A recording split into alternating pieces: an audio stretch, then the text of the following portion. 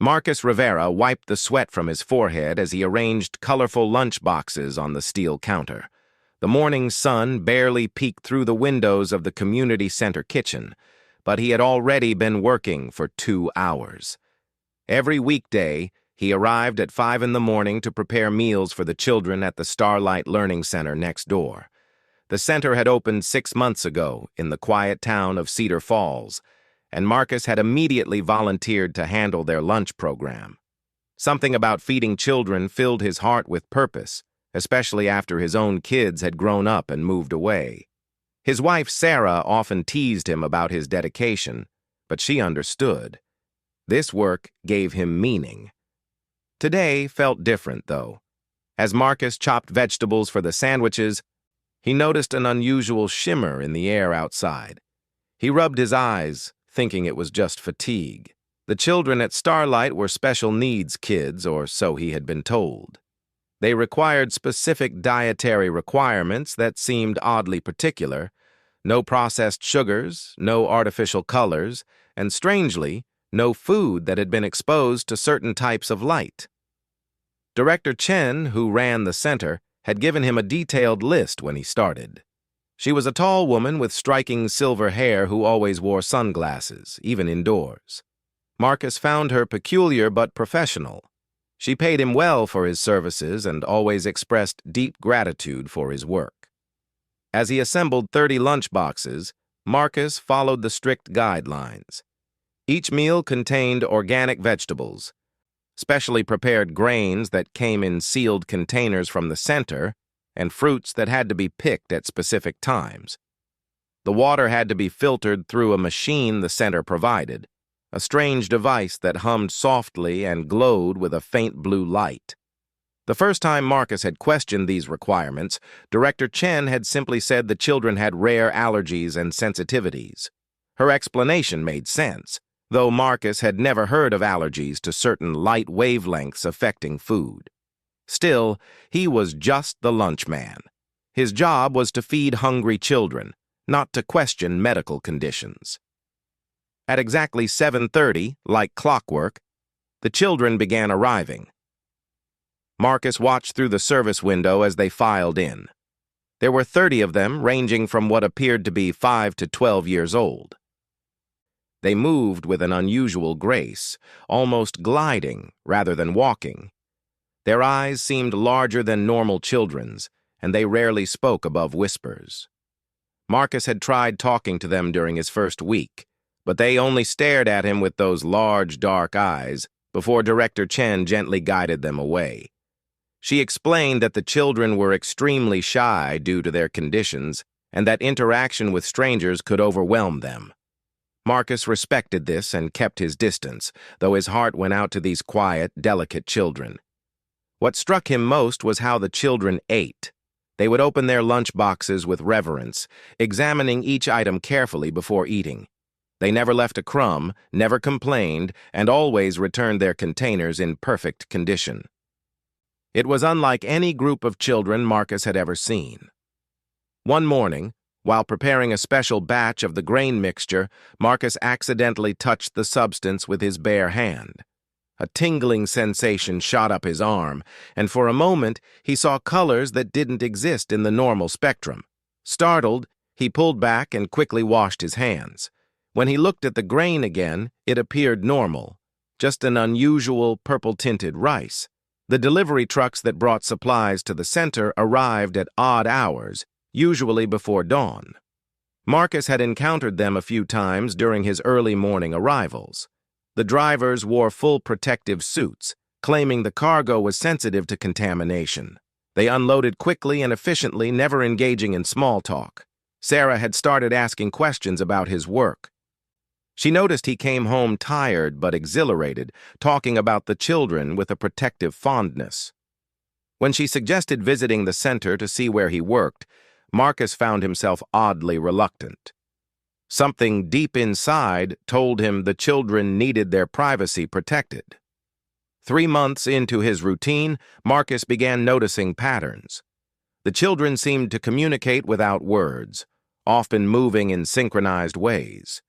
During lunch, They would sometimes all stop eating at the exact same moment, turning their heads as if listening to something only they could hear. These moments lasted just seconds before they resumed their meals. Director Chen occasionally joined the children for lunch, and when she did, they gathered around her like planets orbiting a sun. She would speak to them in low tones, sometimes in what sounded like a different language, melodic and flowing, unlike anything Marcus had heard before. When he asked about it, she smiled and said it was a therapeutic technique for their specific needs. The kitchen itself was a marvel of technology. The center had spared no expense in equipping it with devices Marcus had never seen in his 30 years of cooking experience. There were containers that maintained perfect temperature without any visible power source, cutting boards that seemed to repel bacteria naturally, and storage units that kept produce fresh far longer than normal refrigeration. One afternoon, while cleaning up after lunch service, Marcus discovered a forgotten lunchbox in the return area. When he opened it to clean it, he found a drawing inside, a child's sketch of what looked like Earth from space, surrounded by stars and other spheres. But Earth was marked with an arrow and words in that strange script he'd seen Director Chen use. Below it, in shaky English letters, were the words, "Thank you, Mr. Marcus." His hands trembled as he held the drawing. These children, whatever their conditions, were more aware than they appeared. They knew his name, though he'd never formally introduced himself. They appreciated his work, though they'd never spoken to him directly. That evening, Marcus showed the drawing to Sarah. She studied it carefully, her expression growing concerned. "Marcus," she said slowly, "this looks like a star chart. See these positions? They match constellation patterns, but from a perspective not visible from Earth." Marcus laughed it off, saying the child probably copied it from a science book. But Sarah's words stayed with him. That night, he dreamed of vast spaces between stars and children who danced in the void, their large eyes reflecting the light of distant suns. The next morning arrived with unusual cloud formations, perfectly circular rings that meteorologists on the radio couldn't explain. Marcus prepared lunches with extra care, adding small touches like cutting fruit into star shapes and arranging vegetables in patterns that somehow felt right. He couldn't explain why, but he knew the children would appreciate these details. As he worked, Marcus thought about his life's path that had led him here. After retiring from his job as a school cafeteria manager, he'd felt lost. His children lived in different states, busy with their own lives. Sarah had her book club and garden, but Marcus had needed purpose. And somehow, he'd found it in this strange little learning center with its peculiar children and mysterious director. The morning preparation ritual had become sacred to him. Each lunchbox was packed with love and attention, each meal prepared with the understanding that he was nourishing not just bodies but something deeper. The children might not speak to him, but he felt their gratitude in waves, almost like a physical presence in the room when they ate. Director Chen appeared in the kitchen doorway as Marcus finished the last lunchbox. "Mr. Rivera," she said, her voice carrying an odd resonance, "your dedication to our children has not gone unnoticed. They speak of you often in their own way." "They do?" Marcus asked, surprised. "But they never talk when I see them." She smiled, and for a moment, Marcus thought he saw stars reflected in her sunglasses. "There are many ways to communicate, Mr. Rivera, many ways to express gratitude. The universe has a way of recognizing those who serve with pure hearts." Before Marcus could ask what she meant, she was gone, gliding away with that same graceful movement the children displayed. He shook his head and began cleaning up, pushing away the strange feeling that his simple act of making lunches was part of something much larger than he could comprehend. Weeks passed, and Marcus noticed changes in himself. His vision seemed sharper, especially at night. Stars appeared brighter, and he could swear he saw patterns in their arrangements that he'd never noticed before. Sarah mentioned that his skin looked younger and his gray hair had hints of his original dark brown returning. The doctor at his annual checkup was baffled by his improved health markers: blood pressure of a man 20 years younger, perfect cholesterol, and reflexes that defied his age. The children at the Starlight Learning Center had grown more comfortable with his presence. Though they still didn't speak directly to him, they had begun leaving small gifts in returned lunch boxes: origami figures of impossible geometric shapes, small stones that felt warm to the touch, and more drawings of stars and distant worlds. One foggy morning, Marcus arrived to find the kitchen door already unlocked. Inside, one of the children stood by the preparation counter. She was perhaps 8 years old, with hair so pale it seemed to glow in the dim light. Her large, dark eyes fixed on Marcus with an intensity that should have been unsettling, but instead filled him with warmth. "Hello," Marcus said gently, setting down his supplies. "You're here very early." The child tilted her head, and when she spoke, her voice sounded like wind chimes. "We wanted to thank you properly, Mr. Marcus. My name is Lyra." Marcus nearly dropped his bag. In 6 months, this was the first time one of the children had spoken to him directly. "It's nice to meet you, Lyra, but you don't need to thank me. I love making lunches for all of you." Lyra smiled, and the kitchen seemed to brighten. "You feed us more than food. You feed us with kindness. It makes us stronger for our lessons." "What kind of lessons do you have?" Marcus asked, genuinely curious about what special needs children might be learning. "We learn about your world," Lyra said simply. "How to help, how to heal, how to prepare." She paused, seeming to consider her words. "Director Chen says you have the gift." "What gift?" Marcus asked, but Lyra had already glided toward the door. "The gift of seeing with your heart instead of your eyes," she said over her shoulder. "That's why the food tastes like home." She disappeared into the morning mist, leaving Marcus standing alone in the kitchen, his mind racing. Home. She had said the food tasted like home, but if these children were from Cedar Falls, why would his simple earth cooking remind them of home? The day's lunch preparation felt different. As Marcus worked, he found himself humming melodies he didn't recognize, complex harmonies that seemed to resonate with the hum of the strange kitchen equipment. The blue glowing water filter pulsed in rhythm with his humming, and the grain mixture seemed to shimmer more brightly. During lunch service, Marcus noticed all the children watching him through the service window. When he met their eyes, they didn't look away as usual. Instead, they raised their lunch boxes slightly, a gesture he interpreted as a salute or thank you. Director Chen stood among them, and for the first time, she removed her sunglasses. Marcus gasped. Her eyes were like the children's, but more intense, dark pools that seemed to contain swirling galaxies. She smiled at his reaction and put her sunglasses back on, but the image was burned into his memory.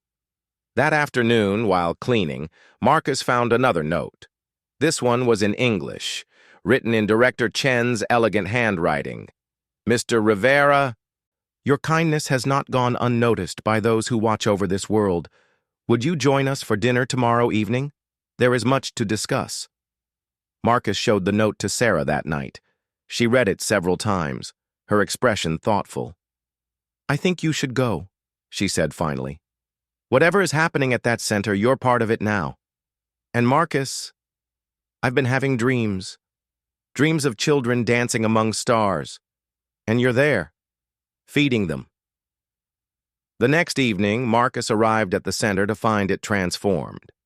Soft lights that seemed to float in midair illuminated the usually plain corridors. The children were seated in a large circular room he'd never seen before, with Director Chen at the center. They had saved a place for him. "Welcome, Marcus Rivera," Director Chen said, her voice carrying that strange resonance. "Please sit. Let us share a meal with the one who has nourished us." The food appeared to be normal Earth cuisine, but it tasted extraordinary. Flavors Marcus had never experienced, textures that seemed to shift and change. The children ate with him, their usual silence replaced by soft conversation in their melodic language. "You must have questions," Director Chen said as they finished the meal.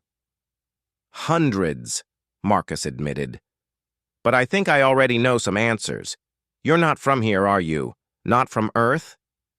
The children looked at Director Chen, who nodded. "We are visitors, yes. These children are refugees of a sort. Their world experienced difficulties. They were sent here to learn, to grow, to prepare for their return." "And you trust me with this?" Marcus asked, surprisingly calm despite the magnitude of what he was learning. "You already knew," one of the older children said. "Your heart knew from the first day. That's why the food nourishes us properly. You cook with understanding, even without knowledge." Director Chen stood, and the room seemed to expand around her. "Marcus Rivera, you have been feeding the children of 7 different star systems. Each has unique nutritional needs that go beyond simple chemistry. They require food prepared with intention, with care, with what your species calls love. You have provided this without question, without fear." "But why Earth? Why here?" Marcus asked. "Because Earth produces remarkable individuals like you," Director Chen replied. "People who serve without needing recognition, who care without requiring understanding. Your world is young, but it has something many advanced civilizations have lost: the capacity for unconditional kindness." Lyra stood and approached Marcus. "My guardian wants to meet you," she said shyly. "She rules many stars, but she says anyone who can make her daughter smile must be very special." "Your guardian rules stars?" Marcus repeated, his voice faint. Director Chen nodded. "Lyra is the daughter of what you might call an empress, one who governs several solar systems. She sent Lyra here to learn humility and compassion, qualities that are hard to develop when you're born into ultimate power." "And I've been making her peanut butter sandwiches," Marcus said weakly, then laughed at the absurdity of it all. The children laughed too, a sound like crystal bells that filled the room with joy. "The best peanut butter sandwiches in the galaxy," Lyra said proudly. "My mother's chefs could learn from you." The evening continued with the children sharing stories of their homes, worlds with purple skies, cities that floated on clouds, oceans of liquid crystal. Marcus listened in wonder, occasionally asking questions that made the children smile at his genuine interest. "Will you continue to cook for us?" Director Chen asked as the evening drew to a close. "Now that you know the truth?" Marcus didn't hesitate. "Of course, they're still children who need lunch. Just because they're from different stars doesn't change that." The room erupted in what Marcus could only describe as a psychic wave of happiness. He felt it wash over him, warm and golden, filling him with a sense of purpose greater than anything he'd ever experienced. "There's more," Director Chen said. "Your work here has been observed by many. The way you've cared for these children without knowing their true nature has caught the attention of the Galactic Council. They wish to expand the program. More children from more worlds, all needing the kind of care you provide." "I'm just one person," Marcus protested. "I can only make so many lunches." "Which is why we want to train others," Director Chen explained. "People you select, who have the same gift of serving with their hearts. Earth could become a sanctuary for young beings from across the galaxy, a place where they learn that power and advancement mean nothing without compassion." Marcus thought of his quiet life, his simple kitchen, his daily routine of sandwich making and fruit cutting. Then he looked at the children's faces, alien features that had become familiar and dear to him. He thought of Lyra, daughter of an empress who ruled stars, finding joy in his peanut butter sandwiches. "I'll need a bigger kitchen," he said finally, and the room exploded with laughter once more. That night, Marcus returned home to find Sarah waiting with 2 cups of tea. "So?" she asked simply. Marcus sat beside her and told her everything. She listened without interruption, occasionally nodding as if confirming details she had already suspected. When he finished, she took his hand. "I knew something magical was happening," she said. "You've been glowing, Marcus, not just healthier, actually glowing. And I've been having those dreams more frequently. I think they've been preparing me too." "You're not afraid?" Marcus asked. Sarah smiled. "Afraid of children who need lunch? Afraid of beings who recognize the goodness in my husband? No, Marcus. I'm proud, and I think I'd like to help with that bigger kitchen you'll be needing." They sat in comfortable silence, looking out at the stars that no longer seemed distant and cold, but full of possibility and connection. Somewhere among those points of light were worlds that sent their children to Earth, trusting them to the care of a retired lunchman who served with his heart. 6 months later, Marcus stood in a kitchen that would have been unrecognizable to his former self. The Starlight Learning Center had expanded into a full campus, with buildings that seemed to grow from the Earth itself, their architecture flowing in ways that challenged human perception. The kitchen was now a vast facility equipped with technology from a dozen worlds, yet at its heart remained Marcus's simple philosophy: food prepared with love. Sarah worked alongside him now, having discovered her own gift for understanding the children's emotional needs through nutrition. She had developed recipes that not only nourished their bodies, but helped them process the homesickness that came from being so far from their native stars. Together, they led a team of 12 carefully selected humans, each chosen for their ability to see beyond the surface. The student population had grown to over 300, representing 47 different species from across the galaxy. Marcus had learned to prepare foods that existed in states of matter unknown to Earth science, to work with ingredients that sang when properly combined, and to create meals that could satisfy beings who experienced taste through electromagnetic fields. But the biggest change was in Marcus himself. The daily exposure to the children and their various energies had awakened something dormant in humanity's DNA. He could now see the aura of living beings, understanding their nutritional needs at a glance. His hands could sense the molecular structure of ingredients, adjusting preparations at a level that would have required advanced machinery before. On this particular morning, a special visitor was expected. Lyra had been buzzing with excitement for days, her usual calm demeanor replaced with barely contained joy. Her mother, the stellar empress who ruled 17 star systems, was coming to Earth to meet the human who had cared for her daughter. Marcus tried not to be nervous as he prepared lunch.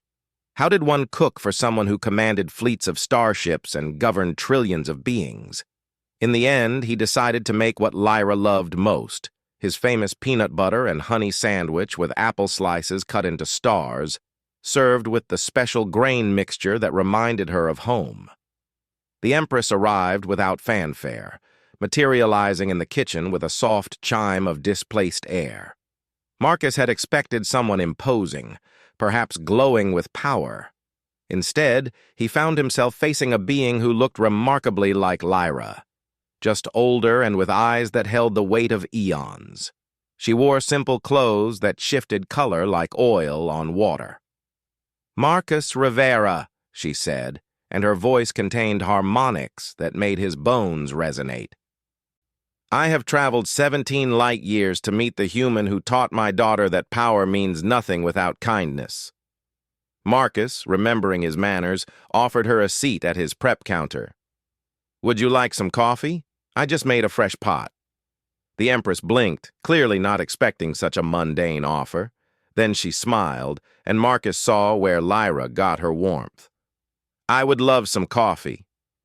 As they sat together, the ruler of 17 star systems and the lunchman from Cedar Falls, the Empress told him stories of her empire, She spoke of the burden of absolute power, the loneliness of command, and her fear that Lyra would grow up isolated from real connection.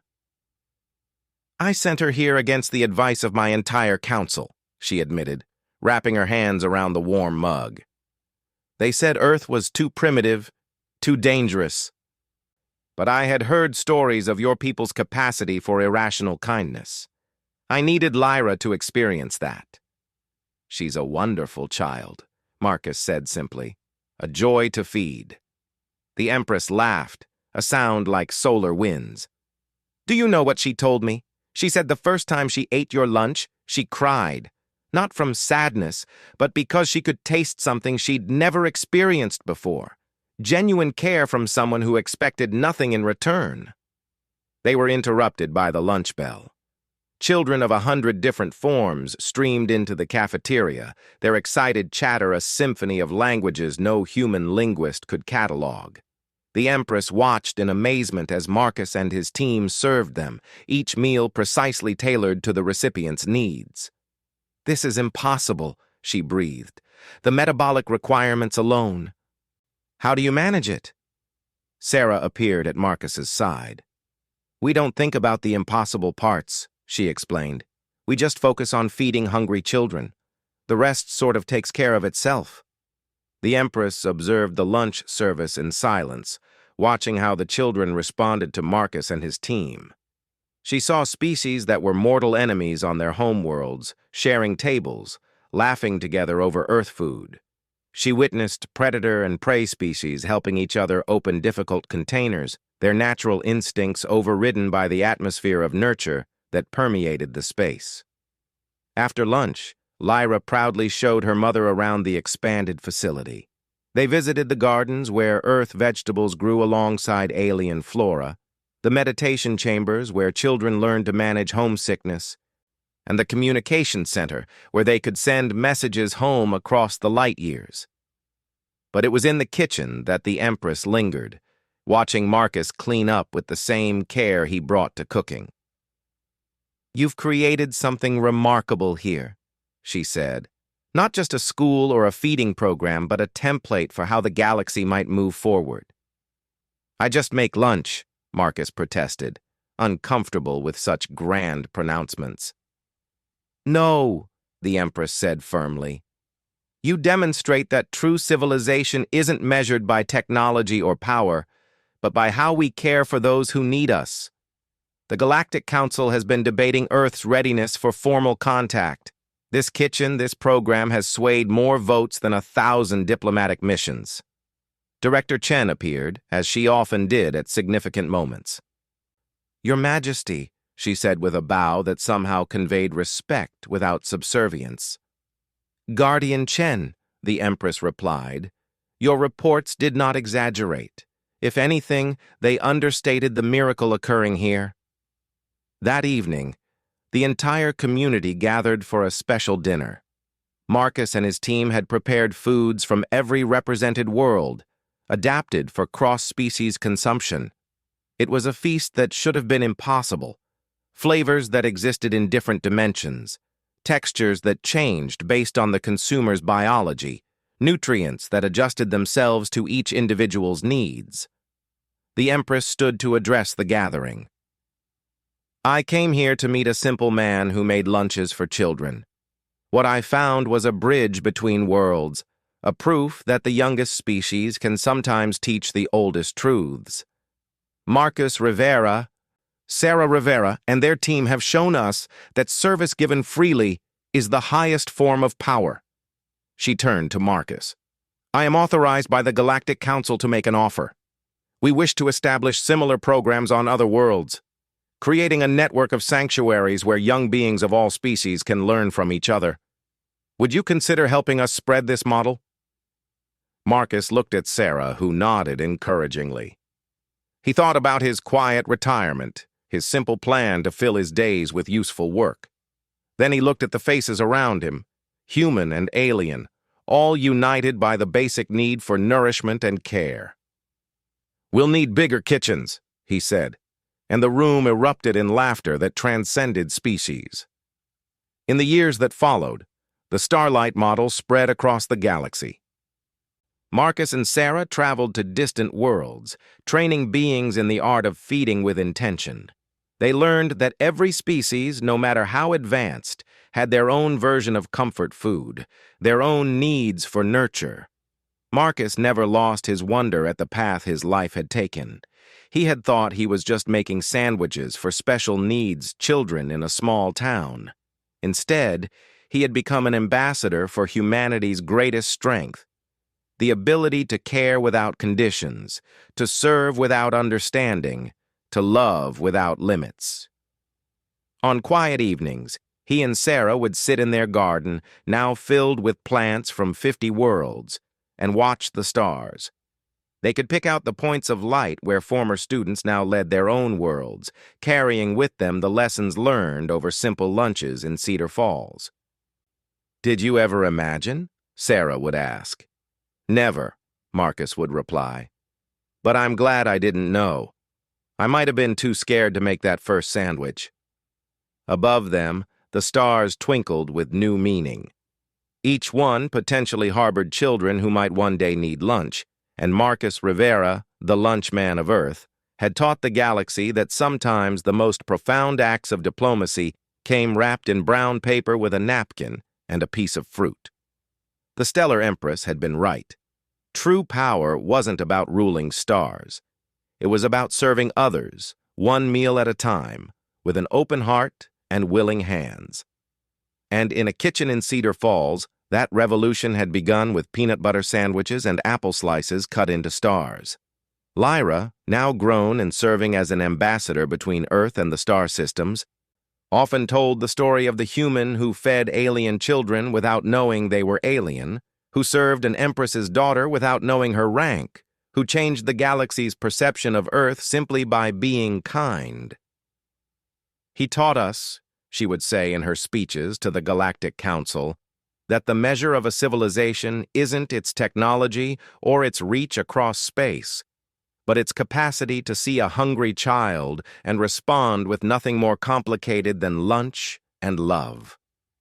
And in kitchens across the galaxy, beings of all species learned to cook with their hearts, following the example of a retired lunchman who had packed lunches for alien children, completely unaware their protector ruled the stars, and in doing so, had protected and nurtured something far more valuable than any empire: the universal truth that kindness knows no boundaries, not even the vast distances between stars.